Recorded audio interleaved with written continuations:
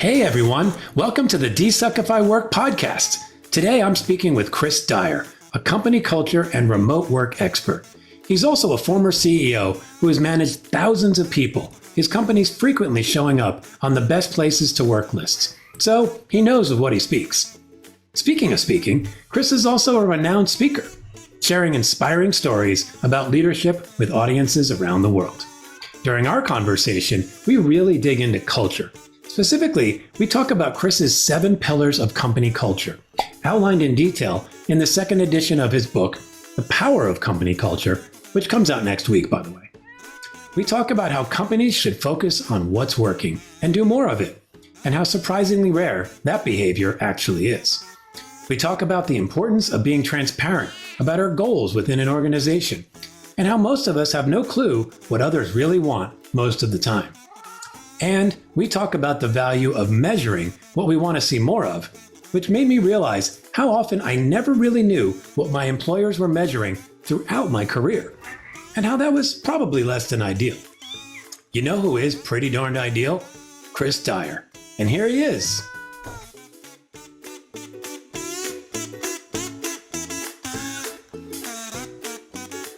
Okay, everybody, welcome to the DesuckifyWork Podcast. Today, our guest is Chris Dyer. Chris, welcome. Hey, thanks for having me. Yeah, great to have you here. I know some people may be familiar with you, but for those who aren't, I'd love to start with just giving you a chance to talk a little bit about what you're currently doing and what you're most excited about these days, and maybe a little bit about how you got here. Well, I think probably the best way to maybe frame who I am is I like to tell stories and I like to empower companies to improve their culture. And so I love the name of your podcast, the Desuckify. I often say, work shouldn't suck. Your people should enjoy work. Leaders should enjoy being at work and managing their people. And, it shouldn't just be left to 1 or 2 people to maybe enjoy the company. So my work is really focused on how do I go in there and create impact and change? Sometimes that's through speaking. Sometimes that's through trainings or webinars. I write books, and I'm just trying to deliver that message. It was something that I discovered in my own journey as I owned companies, that the culture I thought we had and where I thought we could be, we had hit a ceiling that we didn't need to hit, and I could make it a million times better. And once I learned that, once I figured that out, it was almost like, hey, I found this treasure map, everybody, and there's an unlimited amount of gold over here. If you just go here and do, follow my instructions, and you get the pot of gold at the end of the rainbow. And that's kind of been my work of like, hey, I know the secret. I know what to do now. Come and join me and have a great company culture. Oh, I like that. And something you said there, I'd love to dive into a little bit is, it sounds like you kind of had this aha moment. You were bumping up against this ceiling that didn't need to be there. What helped you recognize that and then ultimately bust through that with some new ideas? Well, like anything, we don't stop and really reflect on what we're doing unless the shit hits the fan. And that's exactly what happened in my world. 2009, major recession, 30% of my clients disappear, along with not paying their bills. And it was like, oh, wow. Okay. And so I realized not only could we survive, but we would survive this, but we had to change. And it was kind of one of those moments where I go, well, if we're going to change and we're going to do things differently around here, let's do it like really, really well. And that led me to my first epiphany, which was, it isn't clear on what you're supposed to do. When you start asking people, they give you like there's general, leadership advice out there that's been around forever. But I said, okay, I'm going to change my culture. What am I supposed to change it to? What is it? What's the finish line? And I got blank stares, and no one had an answer for me. And so that set me off on this journey to read every book, talk to every, leader that I could talk to, who I respected or I thought was doing something amazing.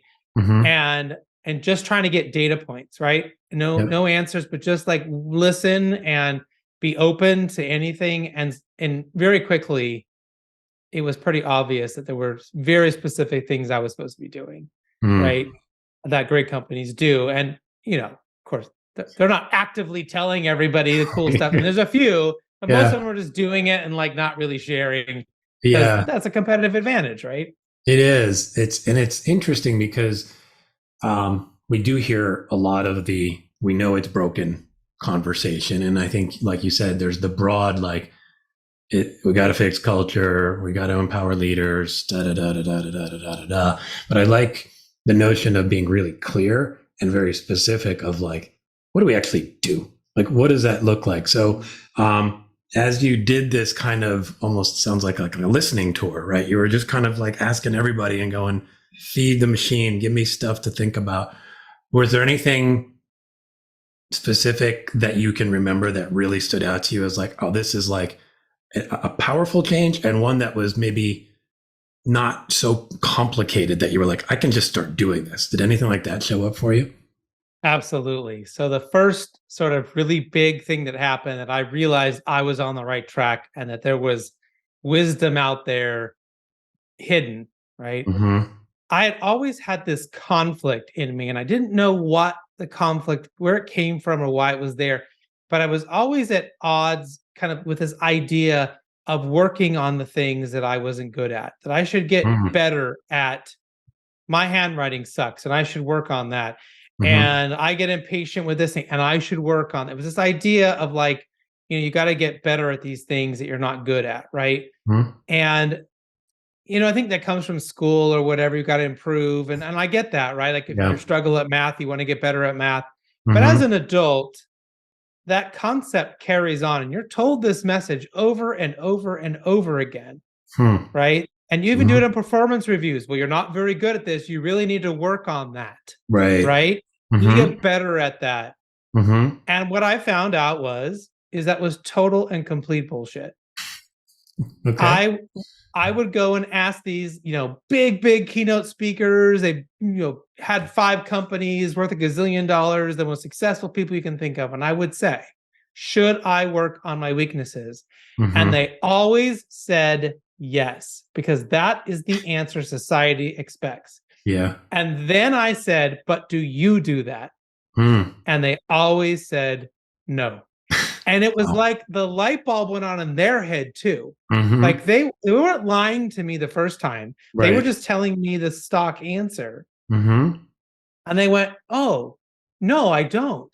I have an assistant for this, and I have this really great person I work with for that. And like, no, I only focus on my strengths. I only do the things that I'm really good at, that give me passion, that give me, and it's like, okay, and you're this really successful person. So clearly that is a part of the equation here, right? About focusing on what you're good at.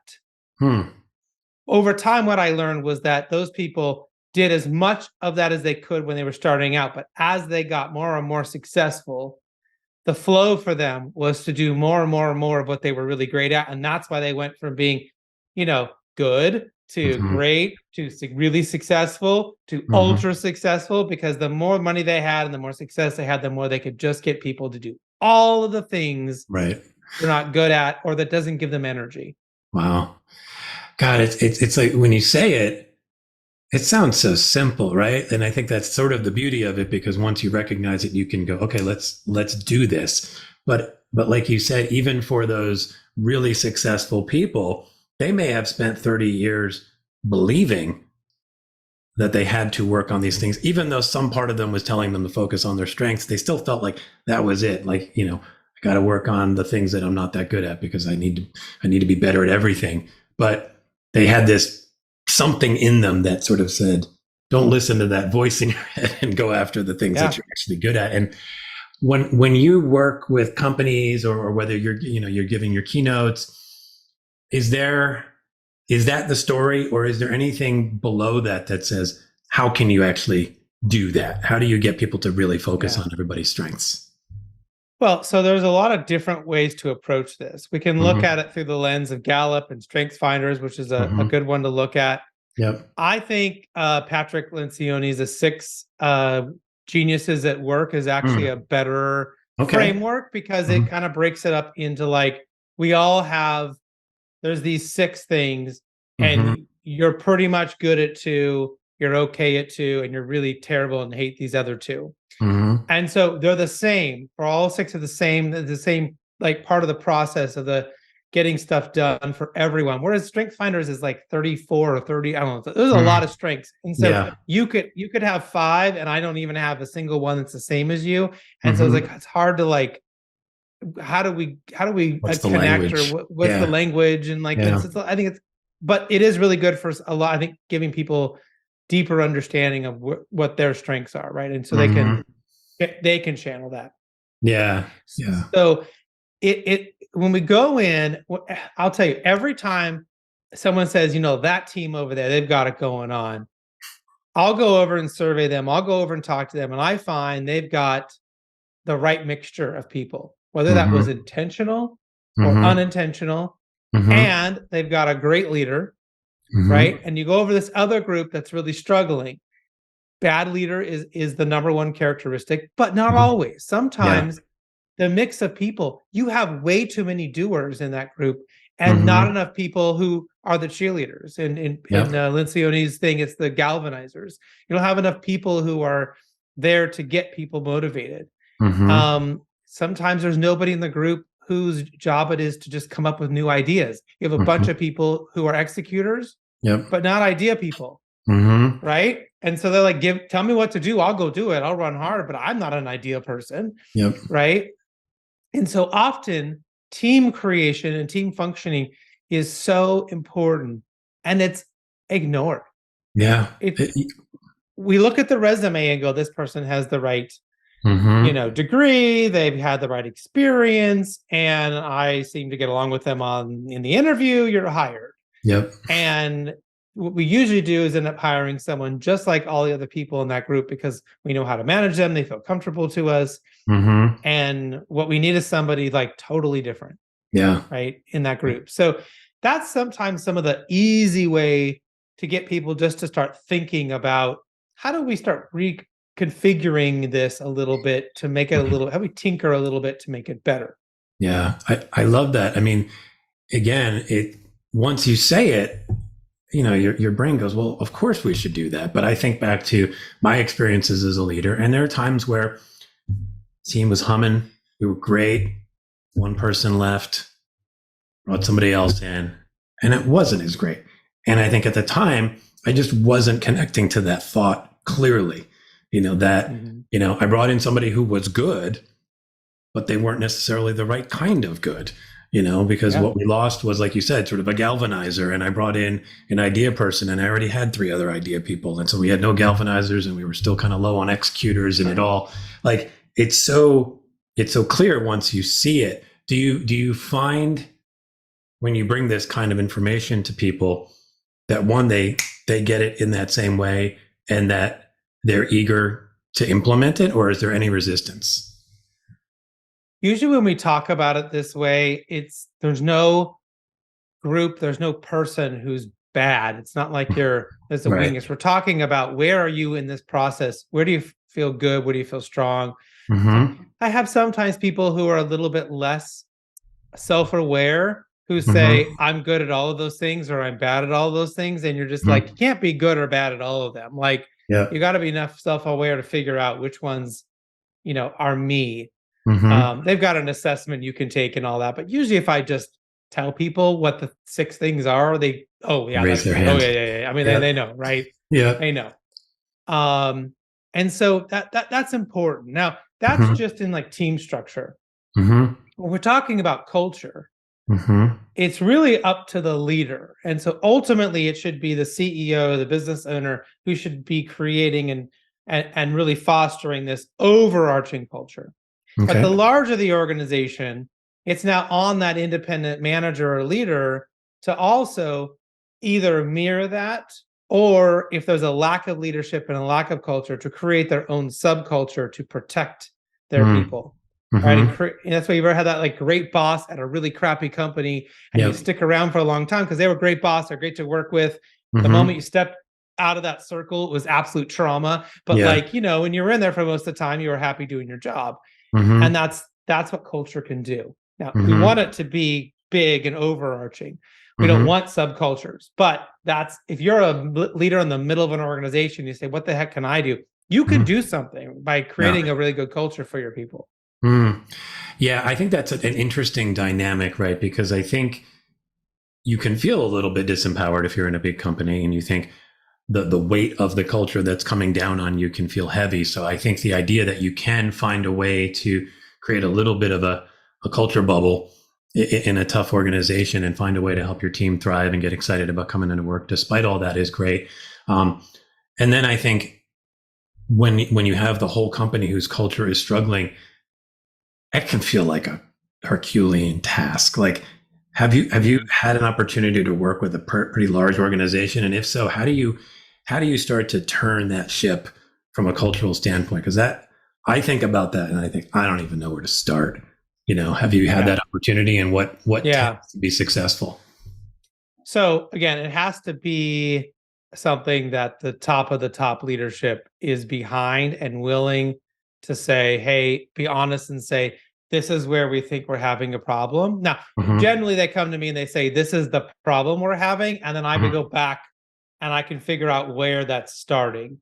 Yeah. Right. But, and so we used my 7 pillars of culture to examine that, to say, here are the 7 things you've got to be doing really well. Which one of these are you not doing, or you're not doing well? And that's typically causing then the symptoms that we're seeing, right? Like we're having high turnover, we're not keeping our best talent, we're, whatever that thing is, we're not meeting deadlines, we're not getting things done, whatever it is, and we can generally go back and pinpoint it to, it's usually more than one, but a few of these pillars are just not being thought about, they're not being executed.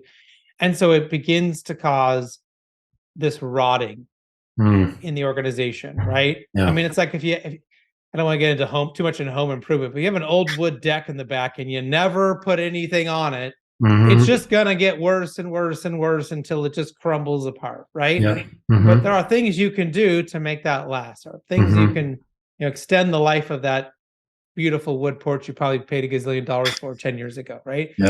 And that's the same thing with culture. People don't last forever. Things change. We're gonna, but we can make it really, we can really improve it. So I would say probably the biggest area that I see companies failing at is transparency. So there is radical transparency that you can do. And I practice this. A lot of companies, when I tell them all the stuff that I did, they go, whoa, right? And they have to decide what's best for them and how much they're willing to be transparent. But I'll give you a couple examples. Okay.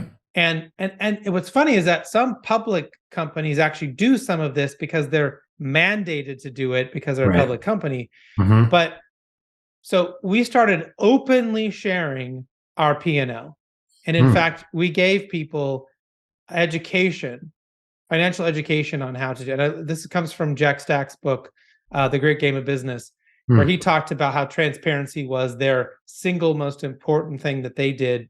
And I had an opportunity to meet him and have this conversation. And that was how I kind of developed. This was one of the pillars. But when I started sharing with people how we spent the money, what we spent it on, what our expenses were, all of a sudden, people's ideas got a lot better. Interesting. The fear is, well, if they know how much money we make, they're all just going to ask for a raise. They're all going to ask for more money. They're all going to want more budgets. And you know what? That never happened. No one ever said, last month on the call, you said our profitability was good. I want a raise. I never had a single person ever say that. It was always, they wanted a raise for whatever their reasons were. They thought they did, but it was never, well, I saw there's a little extra money in the bank account this month. I want it. Never. That's always the fear we have as CEOs. And so they started telling me, hey, I noticed we're spending money over here. Like, do you know there's this other solution, this other thing we could do? And I'm, no.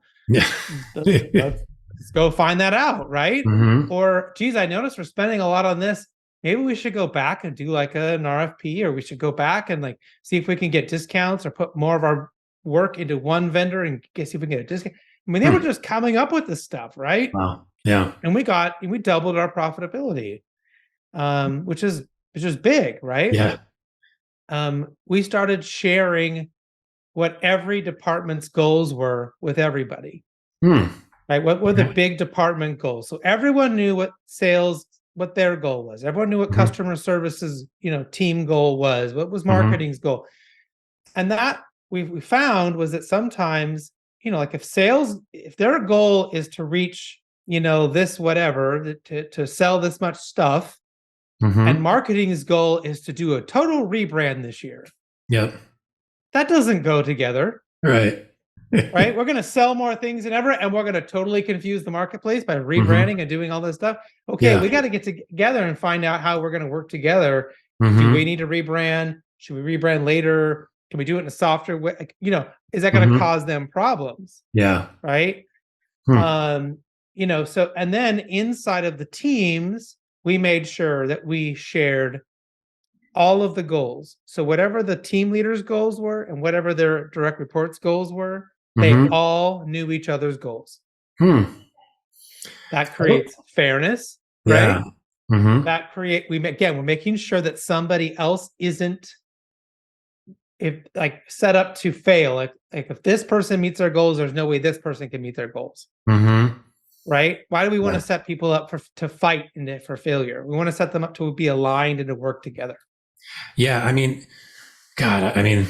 as you say these things, I'm having flashbacks to points in my career, and I'm sure people who will hear this will have the same thing, because one of the biggest challenges I find in any organization, but particularly ones where there's at least a decent amount of different departments, is there is a complete lack of awareness of what their goals are, what they're aiming for. And so we make the assumption often that either, well, surely they must want the same thing I do, or they want something and it's clearly to ruin my life, because when their goal butts up against my goal, it just seems like the only thing going on here is they're trying to stymie me.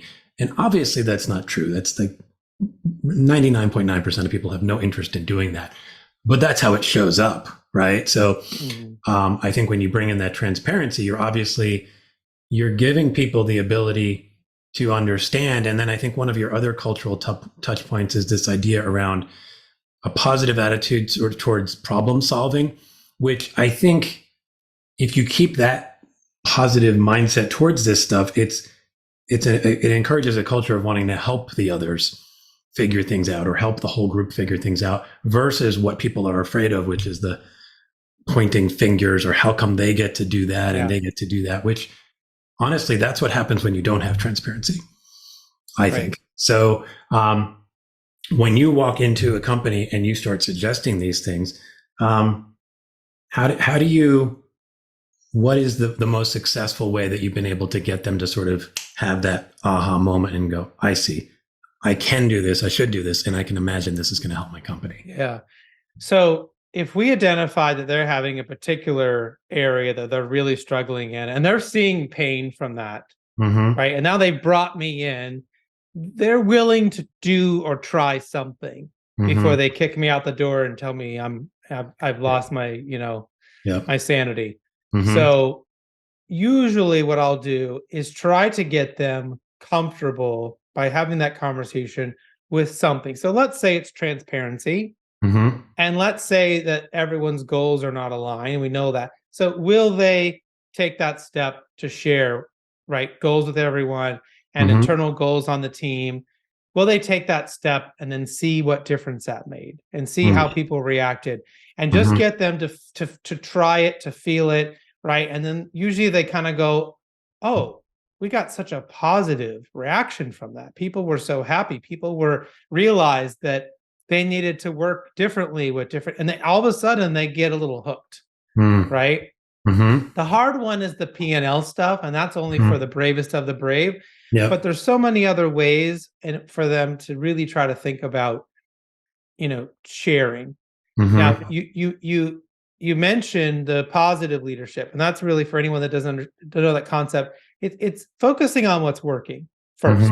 Yes, there are things we have to improve. Yes, there are places we're not, doing our best.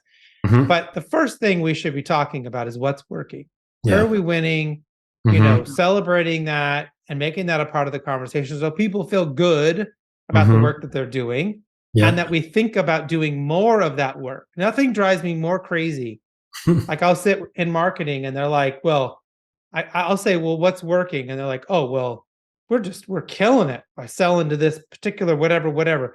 But we really got to work on this one over here. We're getting no traction on this. And I go, why do you want to spend another dollar on that? It's not working. Oh, but we'll just figure it out. So you're telling me this one over here is like killing it. And if we spent more money, we would make, and they're like, oh yeah, the more dollars we put it. Stop. Like, again, this is that whole idea. Like, I have to be good at everything, right? Yeah. All of these campaigns have to work. All of these things have to be great. No. What's working? Can we do more? Are there areas we could try to improve? Sure. But if we're sucking at something, stop doing it. Yeah. Right. Well, it's perfectly aligned with your discussion around building teams and how each person has certain strengths and all this stuff sort of connects, right? We have strengths, and don't you want to lean into your strengths as an individual, and then at a team level and ultimately all the way up to an organization level? That seems to make sense, right? Right. And again, I come from the world of advertising. I think maybe it's because there's this creative mindset or something, but there's always this desire to want to do the new thing, the other thing. We're missing out on this thing. And that just creates this culture of chasing, right? It's chase that thing, even though we might be really, really, really good at something. What is a good way to help people sort of tame that chasing beast and allow them to see that digging in more to what they're really good at is ultimately where the success lies? Well, I would ask two questions in that example. So if I came into a company and they said, we're worried that everyone's always trying to chase the next thing, we need to figure out if that's a good thing or a bad thing, right? If chasing the next big thing is generally the right move for that company, but it comes with a little bit too much, so sort of a, we're overdoing it a little bit, that's a different issue than we're always chasing the next thing and we're wasting all of our money and we never really use it anyways. And so we got to figure out that. That makes sense. Because it could be a great thing. Those kind of thinkers could be exactly what we need, especially in advertising, right? What's the, if this year's color, this month's color is red and we're putting everything in blue, we better hurry up and change if that's what's getting everyone's attention, right? But this is probably going to help for a lot of the things that people might be dealing with. And that is to go to the pillar of measurement. So what you measure and what you focus on grows. So if you are concerned that something is happening in the organization, let's say we're worried about people not cooperating. There's like no cooperation in the company. I guarantee if I go back and look at what they're measuring that who's getting ahead, who's getting their tasks done. It's all the individual's performance, right? There's no measurement of how did the team do. There's no measurement of, did you help another person in the company? Did you do something to an altruistic way? When we start measuring things that matter to us, so if we want cooperation, we have to start measuring cooperation. We have to start putting that into our conversations, into our reviews, right? Magically, when we're sending the signal to people that this matters, people like us, a cultural norm for us is that we help each other. That anyone is willing to do a 5-minute favor for anybody here, right?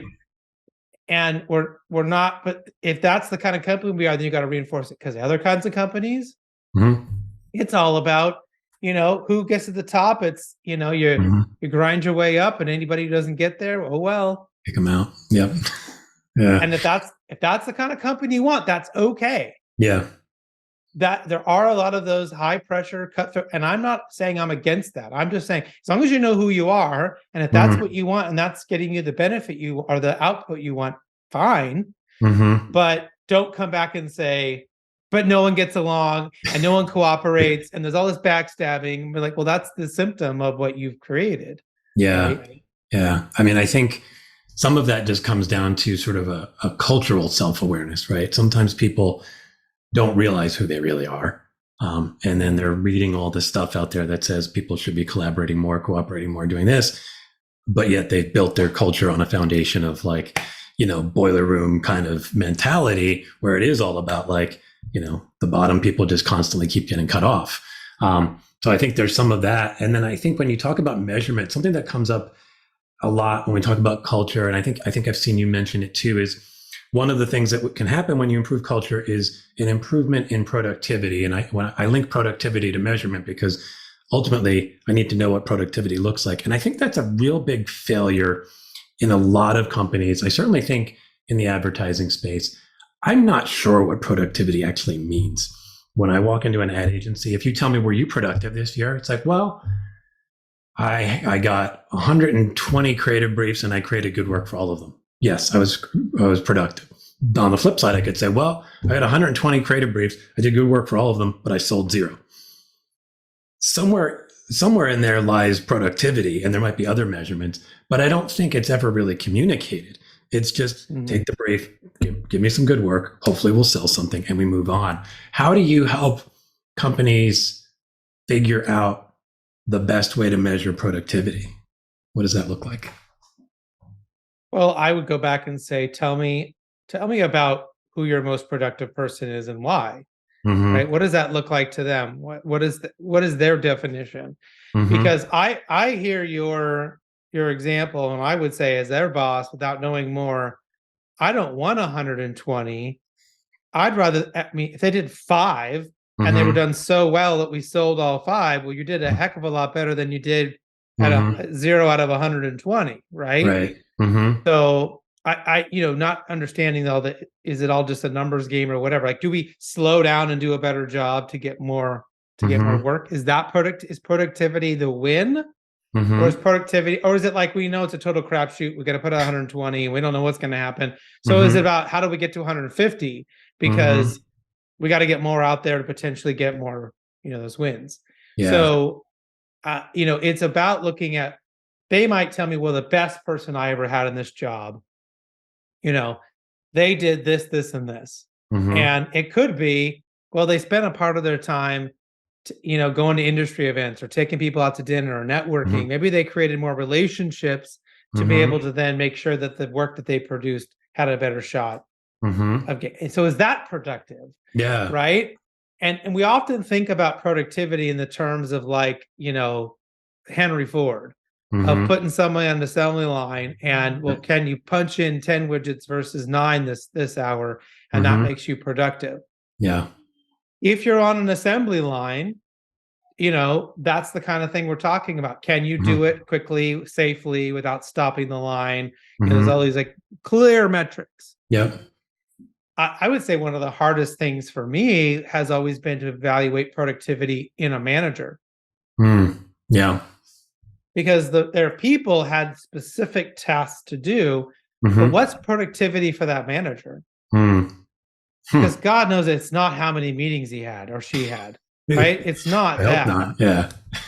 But sometimes that's what they think about. How many times did I talk to my people and have a meet? No. I look at, were their people happy? Did the department reach their goals? Right? Did they create impact? Can I see that they had impact on the organization and their people? Right? And but it's still really hard. Yeah. It's messy. Yeah. Well, I think, you talked about, the different goals that you're transparent about, the individual goals, the team goals, the company-wide goals. And I think that connects to some of this too, right? Because a lot of times you might think you're being productive because of what's right in front of you and maybe what your manager thinks you should be doing, but it's actually not aligned with what the company is wanting or measuring. And so the more you open that hood up and allow everybody to see it, at least in theory, you can have conversations where it's like, I'm spending 80% of my time doing this, but I see that we're actually trying to accomplish this. Wouldn't it be better if I did this? I mean, do you find that happens for people, that they recognize that perhaps what they're doing currently isn't actually aligned with what the company's wanting to do, and then the team or the individual starts to rethink their goals as a result? Usually after we've done hey, let's look at our goals and how do we feel, get that conversation going. The next thing that generally happens is a work review. Yeah. And because this conversation comes up about, well, we need to be more productive, we need people to work harder. And I will usually put the brakes on that and say, hey, let's make sure that people are doing the work that we are expecting them to do at their level, their experience, their pay grade, all of that. Let's go back and look at that.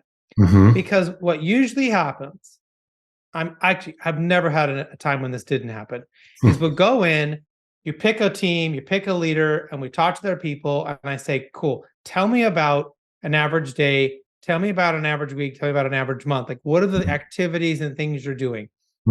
Sometimes in the average day, we'll pick up things, and the manager will go, oh, I didn't know you were doing that every day. Really?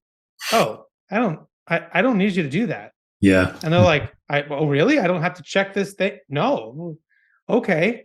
And then every week, and you find, something, and then every month they're like, oh, and I compile this giant report and I send it over to IT, and the manager goes, you're still doing that? Yeah. From 2 years ago? Yeah, it's my job. I send it over to IT. Literally pick up the phone, call IT. Hey, do you guys use that report? No. We don't need it, but we get it, and it's there. And right. So we find that there's these activities that they don't need to do. And then we find there's activities that they've held on to. They've clutched on because they're like, well, this is a part of my self-worth. And I have to validate who I am and that I'm responsible here. But that person may have gotten promoted or moved up or given more responsibilities. And when they took on something, they didn't shed something. And so what we find is better alignment to those goals when someone says, well, you know what? I shouldn't be doing that thing. That's your goal. Your goal is to make sure that part of the company is successful. I should give you that task. And I could take this thing over here from this person. And so this is kind of like realignment of tasks. Also, when we look at our strengths too, we might realize some of our tasks are just not suited to us. Yeah. And someone in the group will say, geez, I really hate having to call our reps every month and remind them to get these reports in. And the other person goes, I love calling the reps.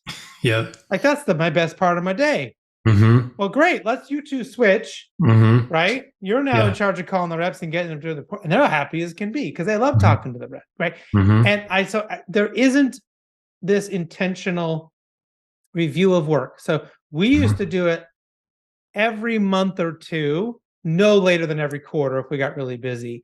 And it was just, I would do it with the leader a couple of times. And then once we did that and they knew what to do, they would do this, they would have this conversation and just talk about tasks, talk about things that have come in. They may have lost somebody and somebody else, they hired somebody new. They may need to resituate based on who that new person is, right? To your point about new person comes in and didn't feel the same. Well, maybe they've got different strengths, right? Yep. So that is generally like, it's like somebody put a little spike the punch at the company when we do that stuff. Yeah. People get real happy and really excited when they are suddenly, they had some work removed and some gain that they really like to do.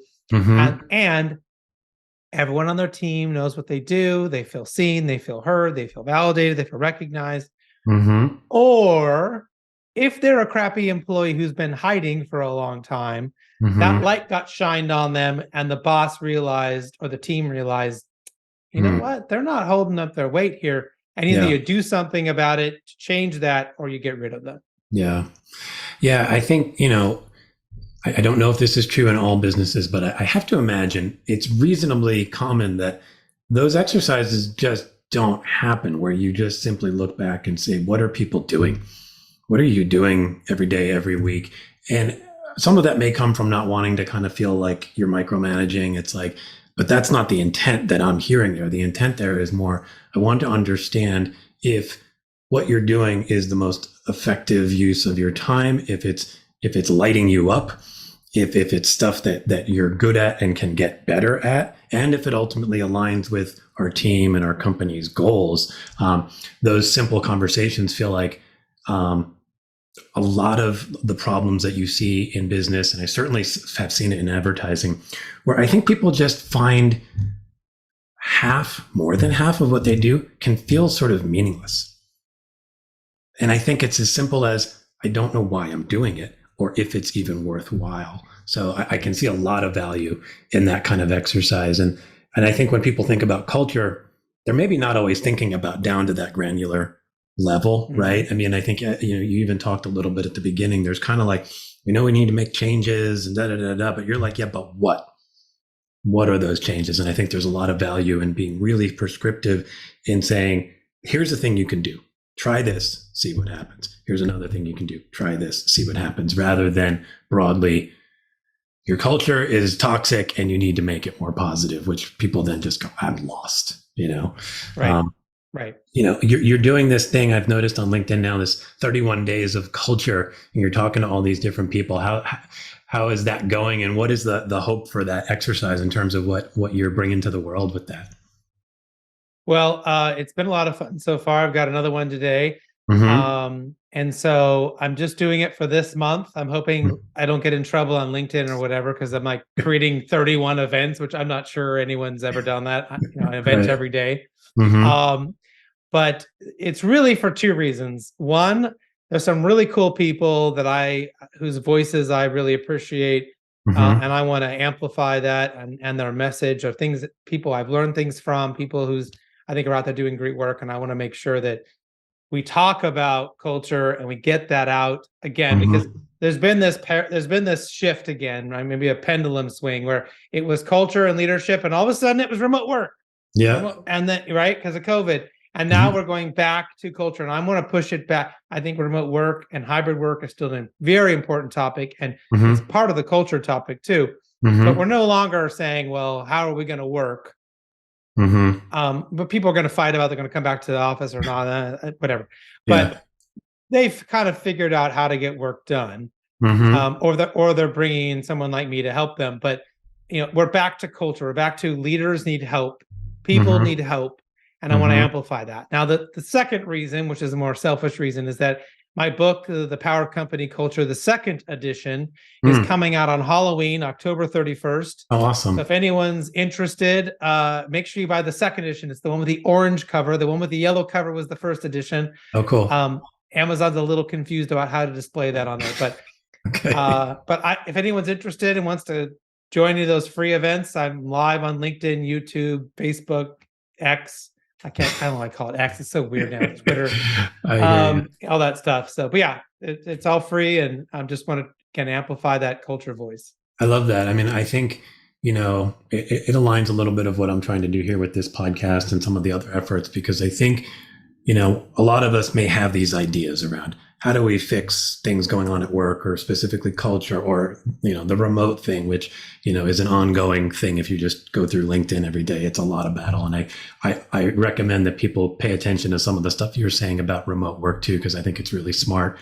It's really sensible. And it's not this kind of dug in, like stomp feet kind of thing, which is, I think, what we're seeing on both sides a lot of right now. There's just a very clear-headed perspective on it. But I think the idea of wanting to just amplify good voices on these kind of topics and recognize that we all have the power to move the needle to some degree individually, but there's so much power when you start to sort of recruit people to your cause, or find somebody who's already doing something you're interested in and go, look at that person, see what they're doing. And it's encouraging. It makes you feel like you're not on an island when you sit there maybe in your office one day and you're like, I know this could be better. Oh, look, Chris is doing this. TJ's doing this. Chris has 31 people he's talking to this month, and they're all doing these things. Maybe I can find some stuff that I can kind of get my hooks into personally and find a way to contribute to that area. And I think that in a world where work does feel like it sucks for a lot of people, I think 2023 has been a really hard year. The economy has kind of gotten into a weird place. I think giving people bites of hope, and bites of, to your earlier point, things you can actually do, right? Yeah. I can listen to what that person says, and then I think I can apply it, whether it's in my company, whether it's in my team, whether it's me as an individual. I think all of those things are really important. There's one area of culture I wanted to just dive into before we start to maybe wrap things up here, because it's one that gets said a lot. And it's this idea of dealing with failure and, embracing failure. I think, the idea, you talk about a company's approach to missed goals and failure is really critical to their culture.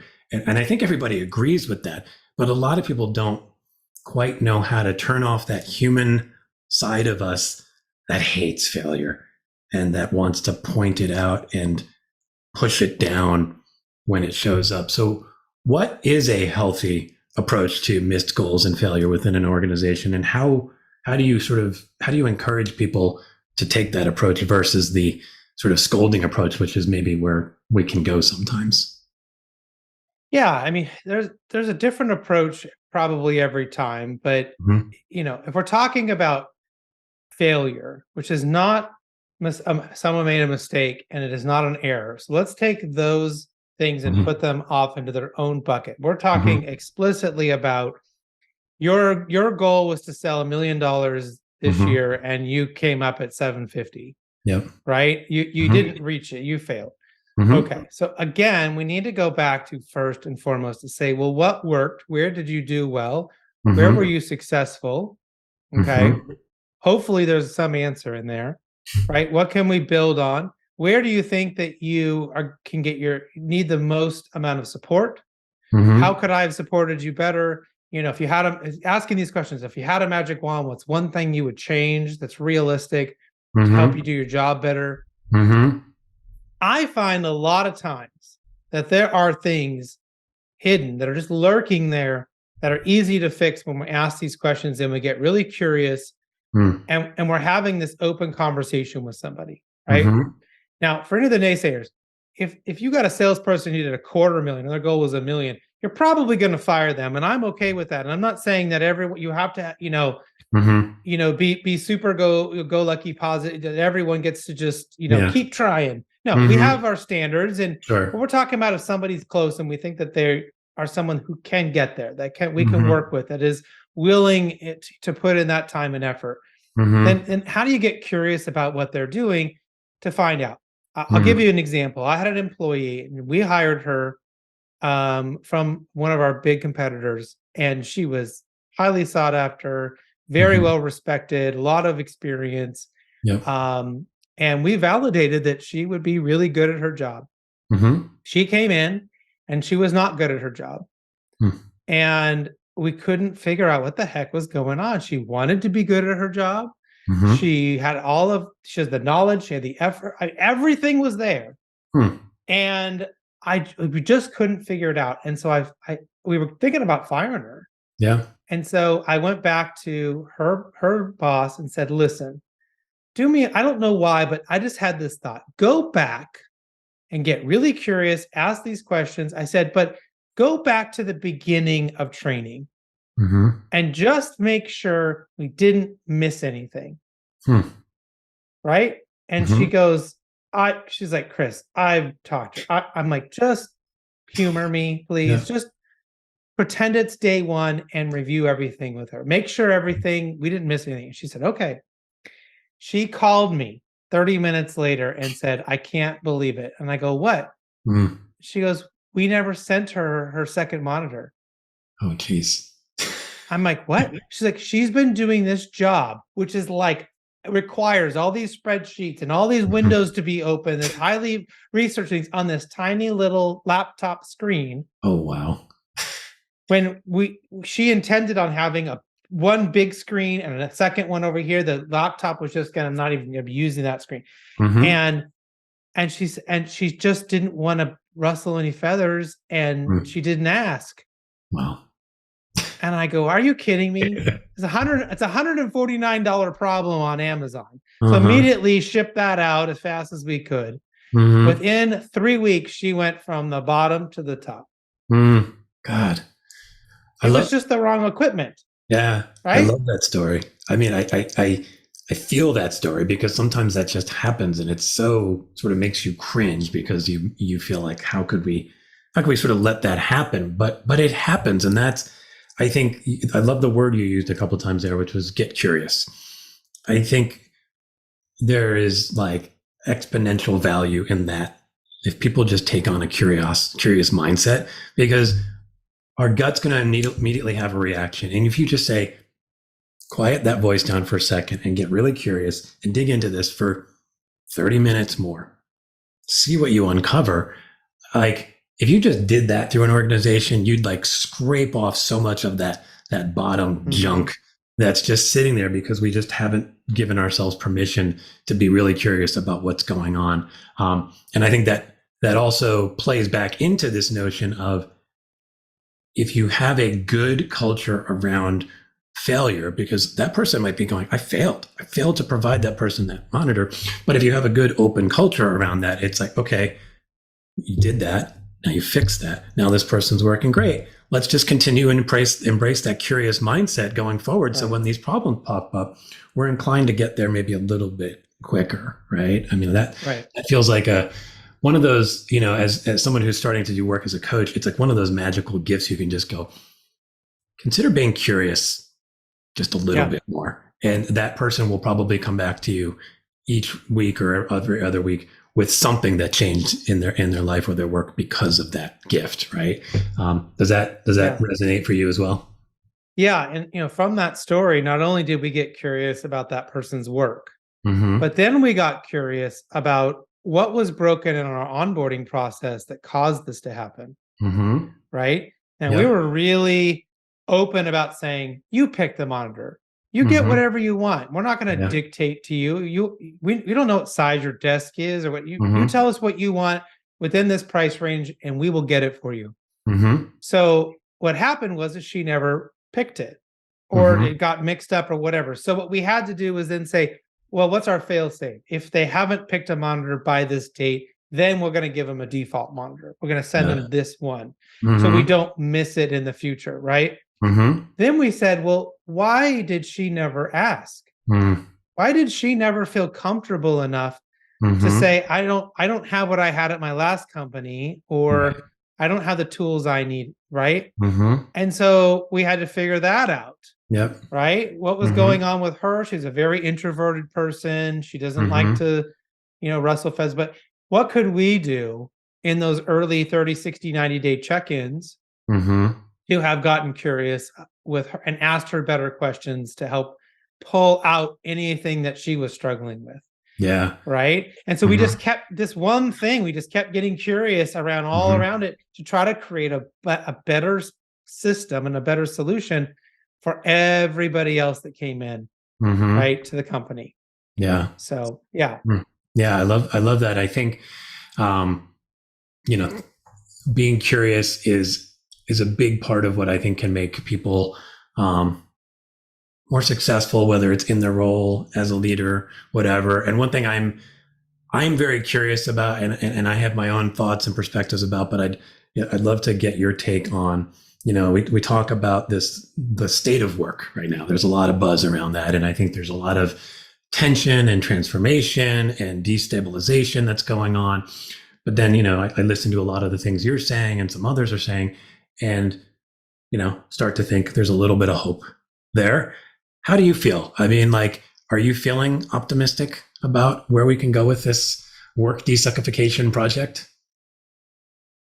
It takes us really stepping back and having to reflect on where we were and where we've come to get a better perspective, because probably, much like politics, no matter what's going on, it always seems terrible and it always seems like it could be better. And it always seems like there's this stuff going on we can't control. But if you step back and you say, well, how much better off are we from we were 5 years ago? How has work changed? Well, a whole lot of people got democratized the right to work from home some or all of the day. Right?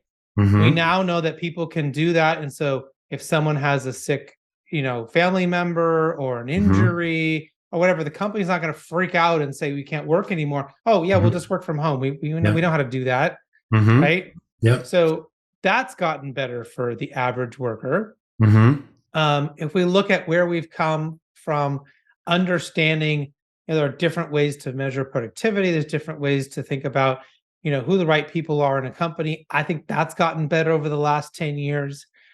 Certainly the amount of people in leadership positions, women and people of color and different, that has significantly gotten better in the last 10, 12 years. It's not anywhere where it needs to be, but has it gotten better? Yes. Yeah. Right. Is it? So if I step back and say, is it better? Yeah, it's better. And so that's, I think, all we can really hope for. I remember a gentleman that I met many, many years ago, and he was probably 91 or something. He was in charge of this group, this volunteer group I was in. And there was something I didn't like that I wanted to have changed. And he agreed with me that it should be changed. But I remember he said to me, he said, the wheels of change always grind much slower than you want them to. Yeah, very true. And I was just like, oh, and it was, he's like, listen, it'll change, but you just got to be patient. Like, it's just nothing we do is going to make that go any faster. And that lesson I kind of always took, like, I can impact change directly to the people I manage. I can do a lot to change their lives, but like the future of the desuckification of work, I don't know, right? I can do my best to write books and talk and go on podcasts and spread the word, but like, am I throwing sand into a giant into a black hole? I don't know. Yeah, I don't know. No, I think it's a healthy perspective to look back and kind of notice the positive changes that have happened. I think to take the burden off of ourselves, that we don't have to like steer the entire ship ourselves. We'll just do our part, and we know we can make our sphere better. And I think there can be a certain amount of belief and hope that surely that's adding some good into the world. And if more people, like you talked about, you're talking to 31 people this month, and I'm talking to people through this podcast, little bits change. Surely that's going to create some kind of progress, but it's not going to be the kind of change we want. I often ask people, if you could wave a magic wand and make work, better, is there anything that's on top of your mind that you would think, if we could just add this into the recipe, it would make a big difference? Is there anything top of mind for you there? Yeah. I really wish, this is going to sound like a strange magic wand, but I really wish that people's lives, as far as their overall security and their overall, like, kind of the Maslow's hierarchy of needs, right? I wish that wasn't so directly connected to their employment. And a lot of countries do this very differently, right? Where like your healthcare is is not connected to your job, right? Yeah. It's not, you have to have a job in order to have healthcare. That's one example. Yeah. Or if you have a kid, or if you're sick or whatever, but there's a certain safety net. So I do think that's a big challenge in the United States right now, that you see people like, I see the school district around the corner. I mean, they'll hire somebody for 3 3/4 hours to come in and work at the school. Right. Why are they doing that? So they don't have to pay for benefits. Yeah. So you may have a great person who's fantastic with kids, but we can't have them work more than 3 3/4 hours because we don't want to pay for the benefit.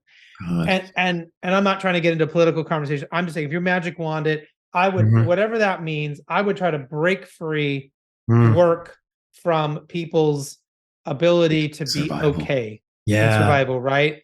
Yeah. And whatever that system is, and maybe it's different than what it is in Scandinavia or whatever, I'm not fine, but like, I just wish it was separate. Yeah. So that there wouldn't be that issue. And why does companies have to deal with that? I mean, you could flip the other way. Why is it their burden, right? They want to go run their companies. It's ridiculous. It's a weird, like, archaic bit from like something that happened back in like the 40s, right? Where it was like a way of like you couldn't give raises because there was a raise freeze or something like that. So they started giving healthcare to attract employees. It was like a weird little thing that now is stuck. I think, I don't think we need to go too deep into politics, but I do think your broader point, particularly when you think about people who are wanting to be more entrepreneurial and like all these minds who have the potential, to do great things. And if you don't have that financial security, think of all the wasted possibility that we're just leaving on the floor because nobody's able to step into those opportunities because they're just frankly too scared because there's not even a little safety net. So I totally feel that. One last question, which I ask a lot of people, and if you're game for it, I'd love it. I'm really a big fan of making work fun, right? I think it just, certainly in the world I come from, it's really hard to be creative if you're not having fun and being playful. And one of the things I've been doing to have fun with this podcast is just injecting these goofy sound effects in the beginning and the end of mine. It's mostly cat sounds. I've actually started recording our cats just to get them in there. But I've also asked people who come on the show if they're game for it. You have any kind of fun, goofy sound effect that you'd want to add to the library, and I'll find a way to sneak it into our episode. Are you up for it? A funny sound. It won't be a cat sound. I'm more of a dog person. Okay. That's all right. I don't know. Let's see. My grandpa used to always do that thing with his finger in his cheek. I don't know, that little pop. That. Oh yeah. There you go. We'll get it one more time, clean. There you go. God, I used to love doing that as a kid. Yeah, it's so funny. I know it's silly, but I think one of the things that happens when we feel all this stress around work is that the fun closes in on us and we don't have as much fun, and then the work gets worse, and then it has this snowball effect. So the more we can just give people permission to be like, have fun, bring yourself a little bit more into the workspace and just have fun with it, I think it's a little better. Before we sign off, I know we've talked a little bit about the 31 Days of Culture on LinkedIn. Anywhere else, and the book, anywhere else that you want people to try to track you down? And feel free to repeat any of that stuff we talked about.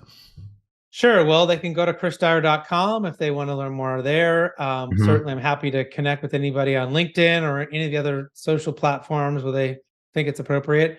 I do a lot of content on TikTok and on Instagram Reels. So if you're interested in following me there, just to see whatever things I'm talking about in 1 to 3 minute formats.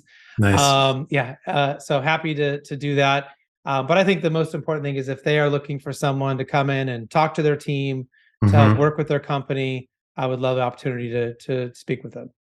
Yeah, I don't think people could go wrong if they did that, Chris. I mean, just hearing, an hour's worth of what you can bring to the table, I think it would be a huge value for just about any company. So I really appreciate you coming on and sharing the wisdom that you have, Chris. And I hope people do take a chance to follow you, read your book, pay attention to the 31 Days of Culture and all that good stuff. So thanks for coming on, Chris. Thank you.